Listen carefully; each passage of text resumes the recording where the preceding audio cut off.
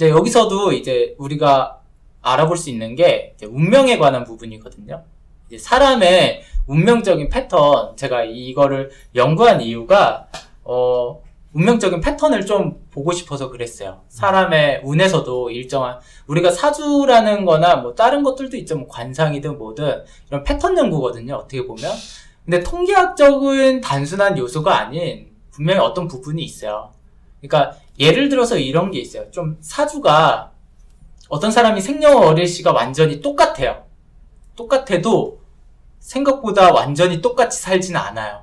그게 왜 그러냐면 분명히 예를 들어서 100명이 똑같다고 했을 때 1명 정도, 2명 정도는 약간 변두리로 튀어나가는 경우가 있어요.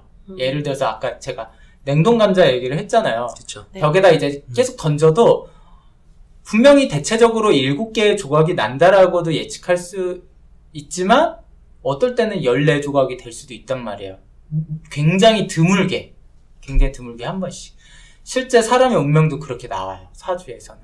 굉장히 여러 가지 변수에 의해서 그래요. 근데 그게 어떤 식으로 나오는지는 굉장히 복잡성을 띠기 때문에 보는 방법이 있긴 하지만 그것도 되게 복잡해요. 그만큼 한 명씩 나온다는 거. 예를 들어서 이런 건 똑같은 것 같아요. 싸이 있잖아, 싸이. 네. 싸이랑 분명히 생년월일시가 똑같은 사람이 있겠는데 싸이 한 명밖에 없잖아요, 우리나라에. 그런 뭐 어쨌든 슈퍼스타가 그런 거랑 똑같은 거라고 봐요. 그러니까 운명적으로든 그렇게 한 명씩 튀어나가는 경우들이 있는데 그걸 가지고 근데 우리들이 이 생년월일시가 똑같은 사람은 다 싸이처럼 돼야 돼 라고 말을 할 수는 없죠. 그러면 제가 네. 질문을 하나 드리면 예를 들면은 싸이나 뭐 빌 게이츠나 굉장히 크게 네. 성공하신 자수성가에서 네. 크게 성공하신 분들 당연히 같은 사주를 가진 사람들 많아요. 그죠? 네. 그러면은 그렇게 성공한 사람들은 패턴의 결과물인지 아니면 우발의 결과물인지 그게 겹쳐졌다는 거죠. 복잡계죠. 복잡계예요. 그게 겹쳐졌다는 얘기가 뭐냐면요. 예를 들어서 빌 게이츠라는 사람이 있는데 실제로 빌 게이츠가 뭐 자산이 얼마나 될까요? 그죠? 뭐 가늠할 수 없겠죠. 100조? 100조라고 하면요. 대체적으로 빌 게이츠와 비슷한 사주를 가진 사람, 생년월일시가 가진 사람이 똑같이 미국에서 태어나서 비슷한 가정 환경을 띄었을 때는 분명히 100조는 꼭 아니더라도 어느 정도 부자는 된다라는 게 그렇죠. 정설이에요. 예. 그렇죠. 그러니까 그 사람이 절대로 거지처럼 살 수는 없다라는 거죠. 그러면 네. 복잡계라고 하셨잖아요. 네. 그럼 우발적인 사람들이잖아요. 네. 그런 사람들 또한 미리 우발적이기 때문에 미리 예측할 수는 없겠네요. 그러니까 일정한 복잡계이기 때문에 제가 사주에서도 알 수 있는 부분은요, 패턴 쪽만 아는 거예요. 우발적인 부분까지는 예측을 하지 않아요. 패턴적인 부분만 예측을 하는 거죠. 그러니까 질서계만, 무질서계와 질서계, 중간에 복잡계가 있으면 질서계 쪽만 연구를 하는 거예요. 그리고 거기에 가끔씩 이제 복잡계도 약간 더하긴 하지만 완전히 이제 무질서계를 예측을 할 수는 없어요. 그거는 아무도 예측 불가능한 거기 때문에. 네. 그렇기 때문에 그런 식으로 조합이 돼서 원래는 모든 사람들은 질서계, 무질서계, 복잡계가 다 섞여 있는데 사주에서의 어느 정도의 한계점이죠. 근데 네. 하나 또 궁금한 게 네. 그 사주에서 질서계의 영향이 커질 때가 있을 것 같아요. 그리고 우발적인 요소가 조금 줄어들고 그러니까 예를 들면은 어떤 특정 기운이 너무 강해져 버리면 그와 비슷한 거기에 상응하는 어떤 사건들이라든가 방향이라든가 이런 것들은 굉장히 크게 나타난다는 거잖아요. 그러면은 그렇죠. 그 외적인 정말로 일어나지 않을 것 같은 그런 우발적인 요소들은 상대적으로 굉장히 적게 나타나지 않을까. 그렇다기보다는 이걸 보는 거예요. 예를 들어서 아까 임계 상태 얘기를 했잖아요. 네. 아슬아슬한 지점이란 말이에요. 운명적으로 얘기를 했을 때 이 사람이 취업을 하는데 취업이 될까요? 안 될까요? 라는 얘기를 딱 던지면요. 사주에서 말했을 때는 임계 상태만 보고 얘기를 하는 거예요. 그러니까 이 사람의 운명이 뭔가 지금 임계 상태에 도달한 건 맞아. 취업이 되려고 하는 시점이에요. 그러면은 될 수 있다라고 얘기를 일반적으로 하는 거예요. 근데 이 사람은 근데 대체적으로 운명을 보러 온 사람은 정확히 언제 될까요? 요번에 될까요? 다음에 될까요? 이러죠. 네, 여기 될까요? 근데 그거는 우발적인 부분이라는 거예요. 질서계가 아니에요. 거기까지는 이제 무질서계로 통합니다. 약간. 그렇지만 제가 확실하게 질서계라고 말한 거는 일단 임계 상태에 도달을 했기 때문에 이제 어찌됐든 요번이 아니든 다음이 아니든 다다음이든 최대한 임계 상태 도달했으니까 이제 계속 아까 말한 모래를 계속 떨어뜨리는 거죠. 결국에는 와르르 사태를 내는 건 결국에는 그냥 시간이 해결해 주는 거예요. 임계 상태가 다시 누그러지지는 않으니까 쉽게. 인계 상태에 약간 모자른데 네. 거기에 우발적인 요소가 기가 막히게 들어가서 될 수도 있나요? 그렇게 될 수도 있죠. 네. 그게 정말 희망이네요. 운, 하나의. 정말 럭키 아닌가요? 네. 그러니까 예를 들어서 이런 거예요. 빌 게이츠가 큰 부자가 됐던 거는 임계 상태가 도달했는데 거기 우발적인 요소를 굉장히 크게 더해버린 거예요. 그러니까 질서계에다가 완전히 무질서계를 굉장히 크게 던지다 보니까 그게 굉장히 커져버린 거죠. 근데 보통 사람들의 특징은요, 보통 무질서계를 던져놓진 않습니다. 잘. 일반적으로 운명을 사실 때 우리 요다님 같은 경우는 인생에 도박을 그렇게 하진 않잖아요. 네. 그쵸? 그쵸. 도박, 일반 사람들은 다 도박 안 한다고요. 다들 공무원 되고 싶어 하지. 그쵸? 막 이상하게 막, 물론 스타가 되고 싶어 하는 거지만, 그 사람들의 특징은 난 될 거라고 생각하는 거지 도박이라고 생각을 안 한단 말이에요. 그러니까 굉장히 큰 도박을 던지는 게 무질서계죠. 그러니까 도박 같은 게 약간 무질서계고, 우리가 정확히 공무원처럼 사는 게 일종의 질서계라는 거죠.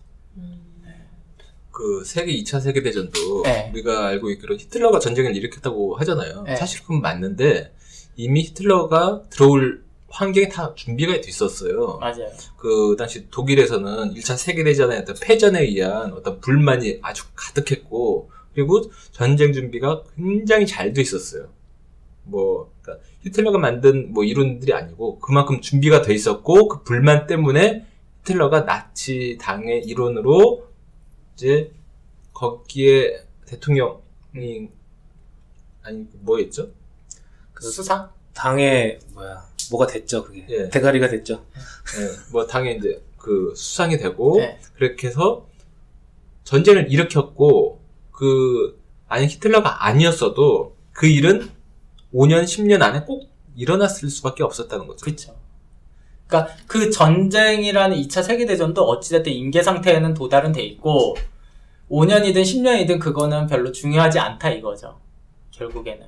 왜냐면 5년이나 10년이 되게 큰 시간이라고 우리가 생각할 수 있지만 지구상의 나이가 몇십억 년인데 이거는 지구상의 나이에서는 정말로 아무 의미 없는 연도기 때문에 실제로 그런 식으로 결국엔 터진다는 얘기죠. 그러니까 임진왜란도 마찬가지겠네요, 그죠? 그쵸. 이게 내부의 어떤 그거를 밖으로 돌린 거잖아요, 일본에서는. 그렇기도 하고요. 실제로 그걸 막은 네. 이순신 장군도 네. 도박을 한 거죠. 네, 거북선을 만들고 몇 척만 끌고 나가서 싹 다 죽인 것도. 재수 좋게 구국 네. 영웅이 된 건가? 네, 그러니까 약간 무질서계를 더한 거죠. 만약에 질서계였다면은 일본 함대가 1000대가 오면은 무조건 1000대 이상으로 맞서야 되는 게 이제 질서계죠. 그쵸. 제가 보기에는 네. 그게 지금 그쪽에서 1000대가 왔는데 이쪽에서는 그 거북선 이런 것들도 있고, 네. 그러니까 한 100배 위력을 하는 애들을 해놓은 거기 때문에 쌤쌤인 것 같아요. 제가 보기에는.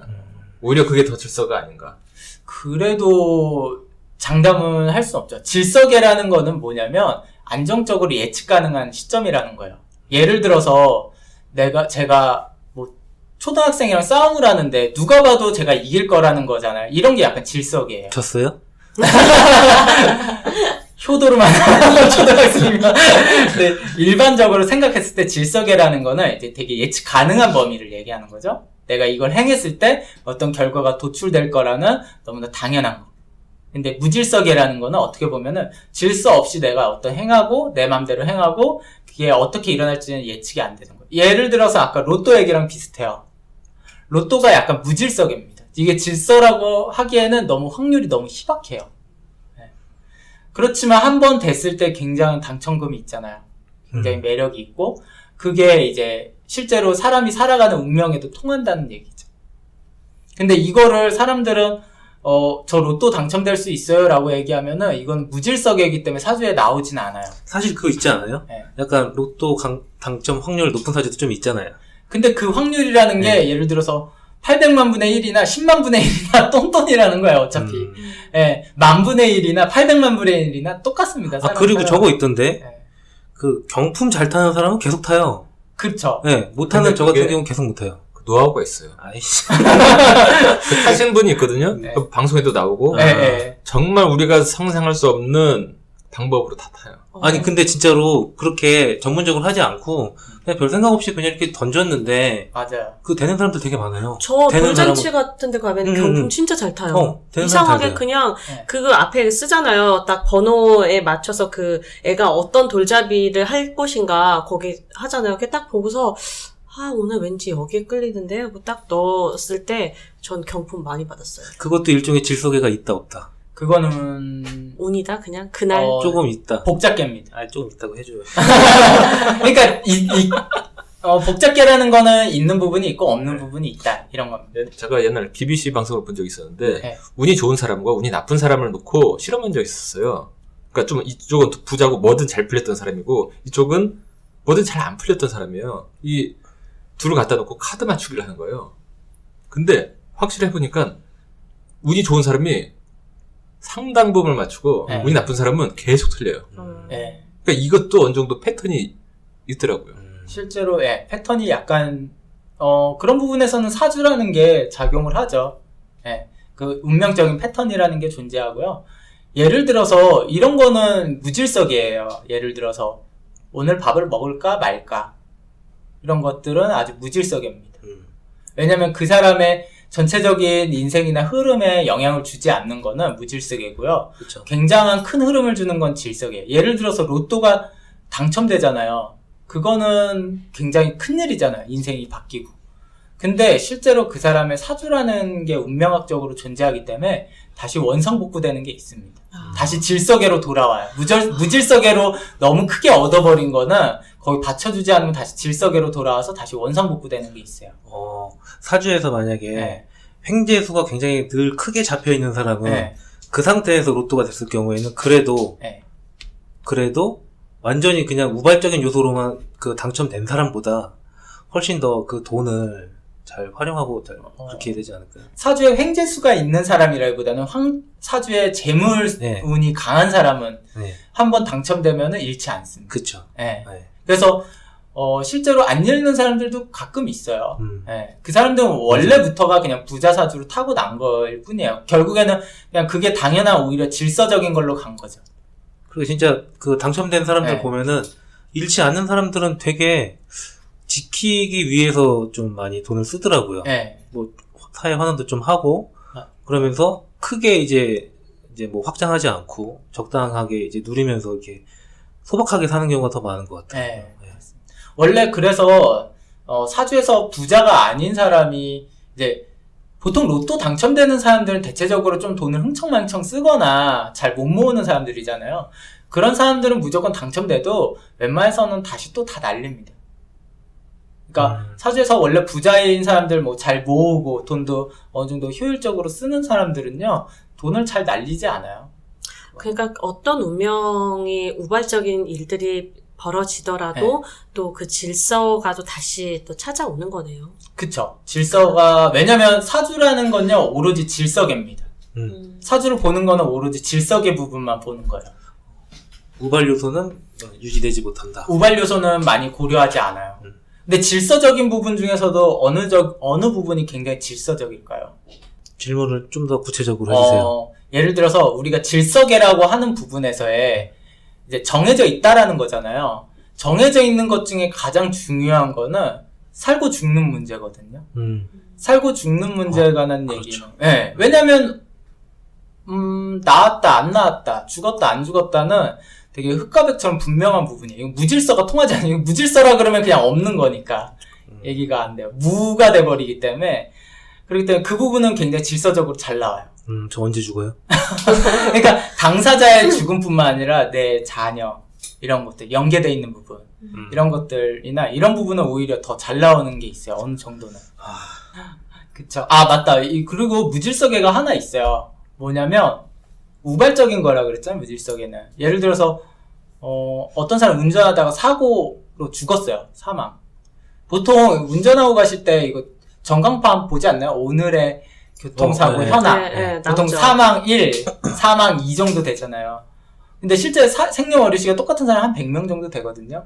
그러면 교통사고 사망자들은 거의 100명이 돼야 되는데 똑같으면 실제로 죽지 않는 경우들도 있습니다. 그런 식의 사고 사망은 거의 우발입니다. 아, 교통사고가 아니라 다른 사고로 죽었을 수도 있으니까. 그렇지 않죠. 아니에요? 왜냐면 그럼요 되게 실제로 저기 화장터나 이런 데 가면요 생년월일시가 똑같은 사람들이 어느 정도 몰려 있어야 돼요. 네, 근데 그렇지 않다는 그렇지 거잖아요. 않아요. 네, 그러니까 그런 식의 사고 사망은 약간 우발적인 게 있는 거지 질서계가 아닙니다. 일종의 질서계라는 거는요 약간 질병에 의한 사망이라든가 좀 더 자연적인 사망을 얘기하죠. 자연사에 가까운 게 좀 더 질서계의 모습이라고 할 수가 있죠. 실제로 생년월일시가 똑같은 사람이 죽지는 않습니다. 사고로. 그러니까 그 질문을 제일 많이 하더라고요. 이렇게 얘기하면 좀 더 쉬울 것 같아요. 근데 이제 그 교통사고의 패턴은 있는 것 같아요. 교통사고의 패턴이요? 예, 뭐 네. 하인리 법칙이라고 있잖아요. 네. 예. 8대2 그거요? 그게 네. 몇 함수? 1대 29대 300으로 네. 큰 재해, 네. 작은 재해, 아니면 아주 사소한 사고, 아, 뭐 맞아. 이런 식으로 있는데, 실제로 제가 오토바이를 탔었는데, 네. 사고 맨날 나는 애는 정말 그 사소한 실수를 계속 잘해요. 그러다 한 6개월 정도 있으면은 머리 깨져서 오고, 항상 보면 사고 낼 애들은 보여요. 맞아. 아, 쟤는 저렇게 패턴이 딱 보이고, 안 날 애들은 거의 실수들이 거의 없어요. 맞아. 큰 사고가 나기 전에 작은 사고에 몇 번의 작은 사고가 있다. 네. 네. 맞습니다. 실제로 반드시 그런 법칙이 따르고요. 이게 약간 운명적으로 더 통하는 게 뭐냐면요. 운이 나쁜 사람들 있잖아요. 짜잘하게 작게 나쁜 일들이 많이 일어나요. 원래. 큰 일이 터지기 전에 작은 일들이 오히려 많이 일어나면서 근데 왜 저보면서 얘기해요? 안 그래도 힘들어 죽겠는데. 지금 이제 큰일이 남은 건가요? 대체적으로 불운에서는 좀 그런 게 또 작용하는 게 있어요. 운이 나쁜 사람들은 좀 그렇습니다. 그러니까 계속 운이 좋다가 크게 나쁜 일이 터지는 경우는 실제로 운이 크게 바뀌는 지점이 있거든요. 그 지점에서는 그렇게 되지만 그런 좀 연속성이 있는 운에서는 분명히 작게 나쁜 일들 많이 일어나고 그 다음 큰 게 터지거나 큰 게 하나가 터지고 그 다음 작게 나쁜 일이 일어나거나 그렇게 연속적으로 그런 역함수 법칙이 어느 정도 통하게 돼 있어요. 네. 이상하게 인생 이런 얘기 많이 들었을 거예요. 인생에 한번 꼬이면 와 이거 답이 없다거나 이게 풀리지 않는다가 거기서 나오죠. 제가 되게 우울할 때 있잖아요. 우리가 우울증 같은 느낌을 받을 때가 있는데 그때 꼭 조금 우울할 때보다 완전 바닥을 찍고 깊은 우울을 딛고 나면 다시 올라올 수 있잖아요. 네. 그래서 그런 느낌을 좀 받았어요. 네. 오늘 이야기를 들으면서. 그래서 정말 꼭 그 끝을 봐야지 다시 올라올 수 있겠구나. 이게 과학적으로도. 그쵸. 그러니까 그래서 이건 아까 그 말이랑 똑같죠. 임계 상태가 있으니까 한번 터지고 나는 게 낫다는 거예요. 어차피. 차라리.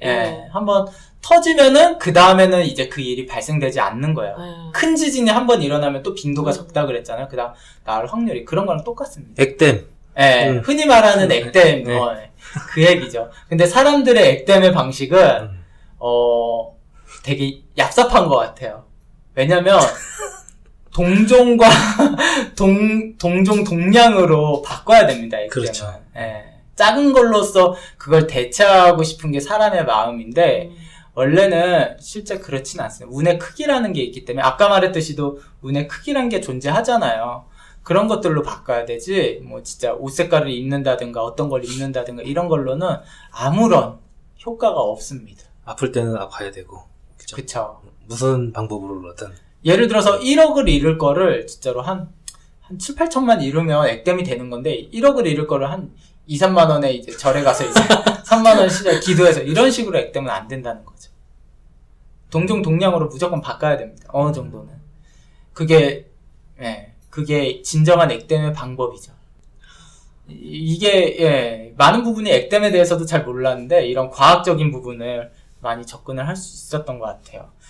혹시 이 패턴에 대한 이 책을 읽고 싶으신 분은 제가 이 마크 뷰캐넌이라는 사람이 쓴 책이에요. 제가 보고 약간 참고한 부분이 그래서 우발과 패턴이라는 책이고요. 마크 부캐넌이 쓴 책입니다.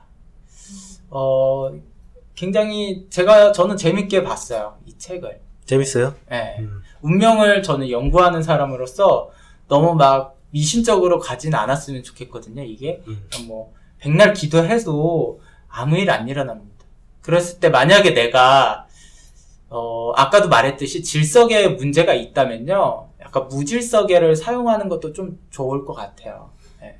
저는 오늘 이제 차쌤 이야기를 들으면서 전 약간의 희망을 지금 느끼고 있어요. 네. 그러니까 우리가 선생님 지금 말씀하신 것처럼 계속 똑같은 이 패턴에서의 문제가 있다면 뭔가 새로운 도전, 네. 그런 것들을 우리 삶으로 끌고 왔을 때 뭔가 일어날지 모르는 그런 복잡계를 또 이용할 수가 있다는 거잖아요. 맞아요. 그러니까 맨날 똑같은 삶이 아니라 정말 새로운 도전들을 계속 우리 삶에, 그때서 너무 무분별한 건 아니겠지만 도전을 계속 시도해보는 게 정말 중요하겠구나라는 생각이 지금 좀 들었어요. 딱 맞는 말이에요. 딱 제대로 이해했네요. 왜냐면 제가 상담 시에 보통 운이 나쁜 분이나 이제 힘들게 사시는 분이 있으면요, 이것 좀 새롭게 해보세요 라고 하면요, 이분들의 특징은요, 계속 질서계를 쓰려고 합니다. 전 이거 관심 없는데요? 이거 제가 지금 어떻게 해요? 자기를 한정시키고요. 그쵸. 여태까지 해왔던 패턴대로 가려고 하는 게 있어요. 네, 뭔가 안정을 느끼고 싶은 거죠. 네, 그래서 대부분 그런 사람들은 정말 사주 그대로 살아요. 네. 사주가 나쁘면 나쁜 대로, 어쩌면 어쩐 대로 그대로 사는데, 저는 자꾸 도전을 해보고 어떻게 하라는 식의 약간 무질서계를 더해줍니다, 이 상담 시에. 근데 제가 이제 많은 얘기를 해서 이 무질서를 좀 더해도 되는 사람한테만 쓰는 거지, 그걸 막 불특정 다수한테 다 그렇지는 않아요.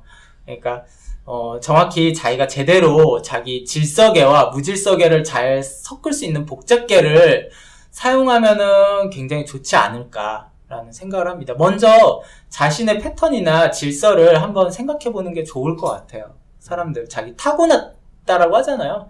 타고난 부분을 확실하게 제대로 이해를 하는 게 좋다고 봅니다. 그러면 야옹이님 오늘 어땠나요? 예, 원래 저도 얘기하고 싶었던 주제고요. 네. 뭐 할 얘기가 많았었는데 저도 다 하지는 못했고 네. 그 이야기 주제에 따라서.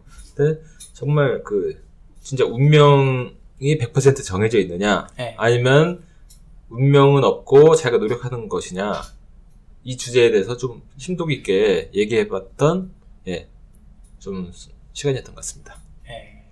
저는 이야기를 들으면서 계속 저의 삶에 대해서, 그러니까 누구나 다 그렇잖아요. 어떻게 앞으로 살아가야 될 것인가에 대한 고민을 가장 많이 하잖아요. 누구나. 저 역시도 10년 동안 해왔던 뮤지컬을 지금 1년째 쉬고 있으면서 앞으로 나의 삶을 어떻게 꾸려나갈 것인가에 대한 고민을 굉장히 많이 하거든요. 그러면서 지금 뭐 일본어도 배우고 있고, 예전에 땄었던 그 요가 지도자 자격증도 다시 한번 또 어떻게든 사용해보려고 요가도 막 지금 다시 배우고 있고, 막 어떻게든 막 노력을 하고 있는데, 그 안에서도, 제 삶 안에서도 그 질서를 계속 유지하고 있는 느낌을 받았어요. 오늘 이야기를 들으면서 계속 제 삶을 반추해 봤을 때, 여기서 또 새로운 또 도전들이 또 필요한 때구나, 이런 생각을 굉장히 많이 해서 저는 굉장히 지금 희망에 부풀어 있는 느낌이에요. 네. 필 받으셨어요? 네. 나가서 뭐 하셔야겠네요. 근데 지금 이 위에서 이렇게 나를 이렇게 비추는 느낌. 계시가 들어왔고 계시가 왔어요. 네.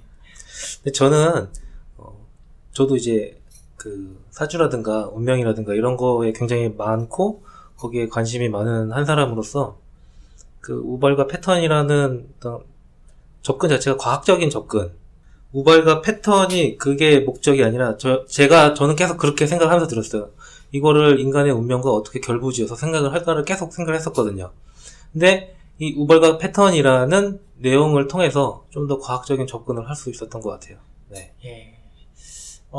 저도 이거를 준비하면서 저는 실제로 운명에 대한 생각을 꽤 오랫동안 했기 때문에 굉장히 많은 생각들을 했어요. 진짜 사람의 운명은 정해져 있나? 완전 똑같이 사나? 아니면은 어떤 식으로 무질서한 부분도 있나? 이렇게 많은 생각을 했거든요. 그래서 제가 진짜 실제 상담을 한 수천 명을 하면서 그냥 일반 사람들 쳐다보듯이 한 게 아니라 이제 진솔한 얘기를 하는 거죠. 그러면서 어떤 패턴적인 부분을 분명히 찾았어요. 질서적인 부분도 있고 무질서적인 부분도 있고 이게 잘 분류가 돼 있거든요. 그랬을 때 확실하게 모든 걸 질서처럼 사는 사람이 좋은 사람도 있고요. 어느 정도 무질서한 부분이 필요한 사람들도 있어요. 그랬을 때, 저는 많은 사람들이 어느 정도 좀 무질서를 좀 택했으면 좋겠는 게 저는 좀 삶의 희망도 찾고요. 앞으로 살아갈 때도 좀 좋은 것 같아요. 그렇지만 역시나 세상은 패턴이 존재합니다. 그래도 네. 그 어떤 우발이라는 것이 네. 내 삶에 들어올 수 있다라는 뭔가 저는 희망을 좀 갖게 됐어요. 네. 제가 무질서한 그 무질서계를 이용했을 때 또 뭔가 우발이 또 생겨서 그게 설령 저한테 나쁜 영향을 미칠 수도 있겠고 또 좋은 영향을 미칠 수도 있겠지만 그래도 지금과는 더 나아지는 발전은 분명할 수 있잖아요. 그쵸. 네, 그런 뭔가 희망을 저는 지금 느껴서 굉장히 오늘 기분이 되게 좋네요. 그 또 잘 분리해야 될 게, 오해하시면 안 되는 게, 자기는 이게 무질서라고 생각했는데, 알고 보면 그게 나의 질서일 수도 있어. 패턴일 수도 있습니다. 그러니까 하려면 확실한 무질서를 하시라는 그런 겁니다. 그러니까 생각지도 못한, 원래 나라면 할 수 없었던 일, 이런 거를 얘기하는 거고요. 원래 나라도 할 수 있었던 건 너무 뻔한 거 말고, 그렇게 잘 살아가시고, 많은 생각을 좀 하셨으면 좋겠어요. 이 방송을 통해서. 전 그게 새로운 사람을 만나는 거라고 생각해요. 그런 것도 굉장히, 좋은 말씀. 가장 중요한 것 같습니다. 네, 새로운 사람을 만나는 걸 수도 있고 항상 내가 가던 길이 아닌 다른 길을 다른 경로로 또 가보는 것도 저는 가장 좋을 것 같아요. 가장 쉽게 할 수 있는 그러면 일 중에 새로운 하나일 것 남자? 같아요. 그러면서 또 새로운 남자 왔다. 이거 마무리하려고 그랬는데, 이 얘기는 좀 해야 될 것 같아요. 네. 실제로, 이런 얘기 들어보셨죠? 이 전 세계 사람들 6명만 알고 있으면 전 세계 사람들과 연결이 된다. 네. 실제로 그게 과학적으로도 어느 정도 증명이 되는 얘기고요. 그게 어떤 식으로 통하는 거냐면요. 일종의 지름길이라는 게 있는 겁니다. 인생에는. 허브라는 건데, 실제로 지름길이 있어요. 예를 들어서, 삼국지에 나온 사람들을 조사를 했어요. 어떤 교수가. 거기서 제일 많은 허브가 돼 있는 사람이 누굴까요? 유비? 조조입니다. 조조. 네. 조조는 약 600 몇십 명과 연결이 돼 있고요. 유비는 400 몇십 명과 연결이 돼 있고, 송건은 200 몇십 명과 연결이 돼 있어요. 실제 삼국지에서 나오는 사람들도 그렇게 연결이 돼 있어요. 일종의 허브망 같이 연결이 돼 있는 거예요. 그 허브망이라는 게 되게 중요한 게 있어요. 지름길이라고 하는 거예요. 예를 들어서 내가 A인데 Z까지 가려면 시간이 너무 많이 걸려요. A, B, C, D 순으로 가려면. 근데 중간에 Q를 거쳐서 Z까지 바로 갈 수 있는 길이 나오기도 합니다. 허브인 사람 찾아야겠네요. 네, 말 그대로 허브인 사람이에요. 그게 그걸 알아야 되는데. 그게 왜 그렇게 작동하는지 아세요? 우리들이 어떤 사람과 친해지고 싶을 때, 인간관계를 맺으려고 했을 때, 왕따랑 맺고 싶으세요? 아니면은 인기가 많은 사람과 맺고 싶으세요? 대체적으로 모든 사람들은 인기가 많은 사람들과 그렇죠. 연결을 맺고 싶어 네. 하거든요. 그랬을 때 그 사람이 허브라는 존재의 역할을 한단 말이에요. 그 사람과 인맥이 되면은 또 그 사람을 통해서 다른 사람도 알 수 있는 허브적인 작용이 되지, 실제 왕따랑 인맥이 되면은 허브는 끊깁니다. 그건 허브가 아니에요. 그랬을 때 그게 바로 인간관계의 아까 약간의 무질서한 부분이 될 수도 있고요. 일단 좀 어떤 패턴적인 부분에서도 중요한 팁이 될 수도 있어요. 또 중요한 교훈이 있는 것 같아요. 네. 나 스스로 허브가 돼야지. 그죠? 그것도 맞습니다. 내가 누굴 만나면 또 다른 사람 소개시켜주기 위한 노력도 좀 해야 되고, 네. 서로 계속 연결시켜주기 위한 노력도 해야 되고. 그러면 나에 대한 인간망도 넓어지고 지름길이 많아지는 거예요. 네, 실제로 거쳐갈 수 있고 빠른 지름길이 많아지기 때문에 훨씬 좋은 삶의 팁이 될 수 있지 않을까 생각이 듭니다. 그렇군요. 네. 야옹이님께서 마지막에 좋은 말씀 해주셨네요. 그랬나요, 제가?